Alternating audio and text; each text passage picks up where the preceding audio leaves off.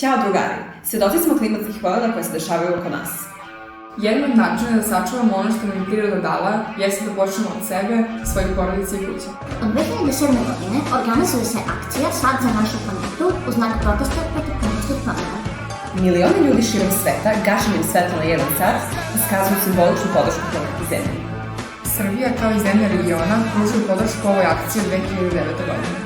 Vođeni parolom Think Globally, Act Locally, došli smo na ideju da organizujemo pola sata za našu čašinu. Potrudit ćemo se da što više ljudi uključimo u ovu akciju i da na taj način pružimo podršku očuvanju životne sredine. Terra Nostra, Mare Nostrum.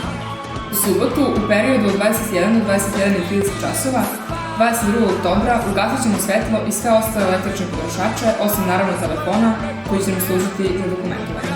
Za to vreme igraćemo, pevaćemo, šetati pored reke, večerati u svetlost sveća ili nešto sasvim drugo. Najkreativnije aktivnosti nagradit ćemo specijalnim nagradama.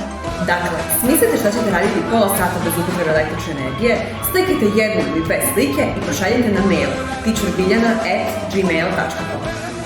Naš žiri u sastavu profesorke Jadranke, teacher Biljane, Nikoline, Une i Mine kao predstavnici učeničkog parlamenta gimnazije odabraće 10 najkreativnijih učesnika čiji će radovi biti izloženi u holu škole.